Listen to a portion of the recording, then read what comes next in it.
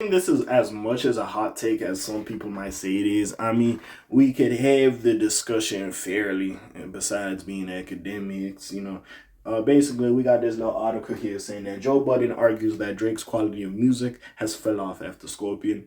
I might agree with him because honestly, if I'm gonna keep it a book, Certified Lover Boy was not my favorite. Was the honestly never mind. There was a couple songs I liked. There was like four or five songs I liked. Her loss was it was fire. I ain't gonna her loss was fire a little bit. I ain't gonna kid.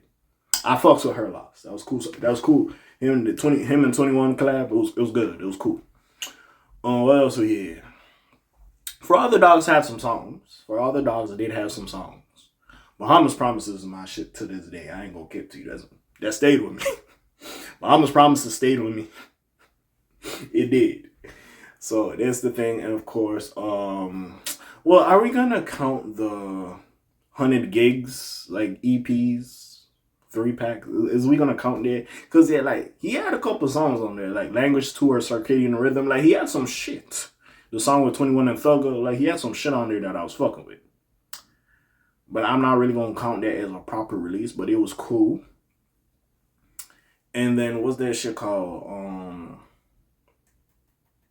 The album with Party, he had some songs. I wasn't mad at that project to be fair, but well, I think this one is more of the solo albums because where all the collab albums he has done, I will say I didn't hate them. I enjoyed them. So if we're just talking about solo albums, I agree. Now the collab albums, that's where it gets a little messy because the one with Future, the one with 21, and the one with Party, I'm not mad at those. Those was pretty good.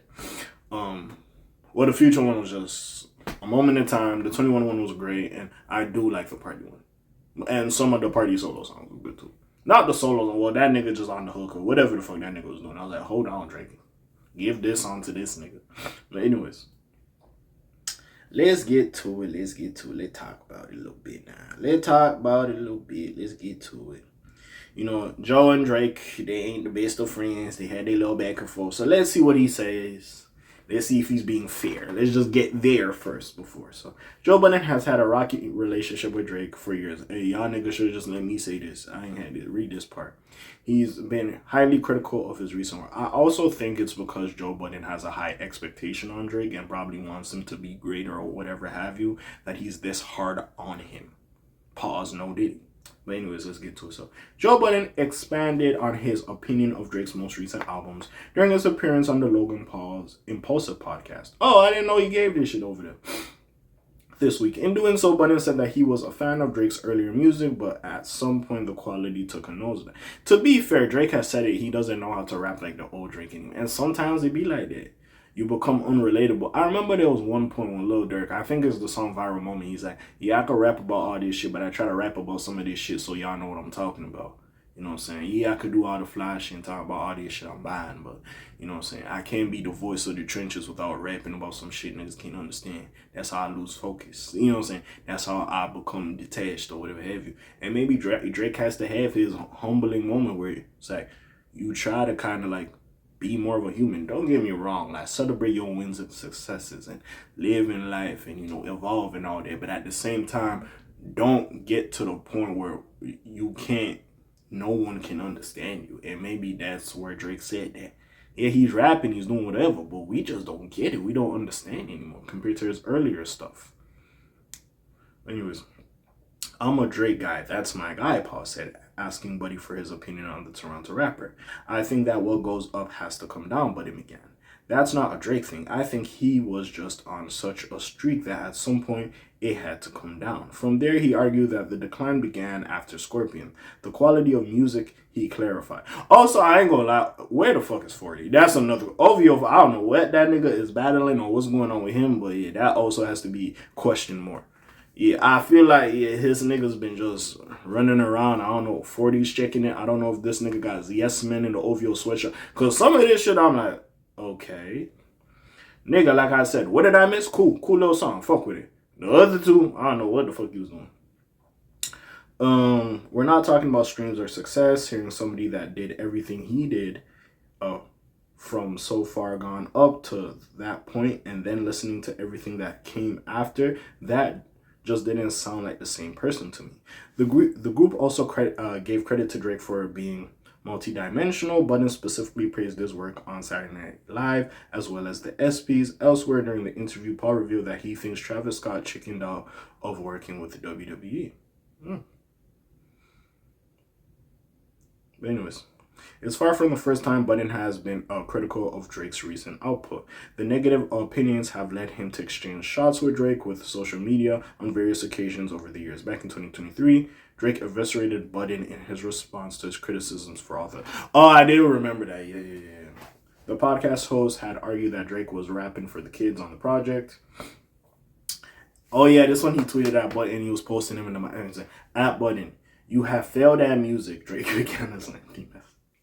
You left it behind to do what you're doing in this clip because this is what you actually pays your bills.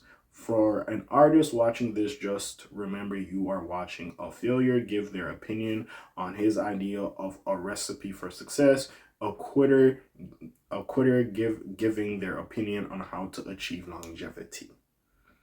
I do remember that. Again, there is some creed. I'm not gonna act like, because Drake, there was a point he was batting at 100. Now, some of this shit is lukewarm. I ain't gonna lie. Some of this nigga, I don't go back to Certified Lover Boy.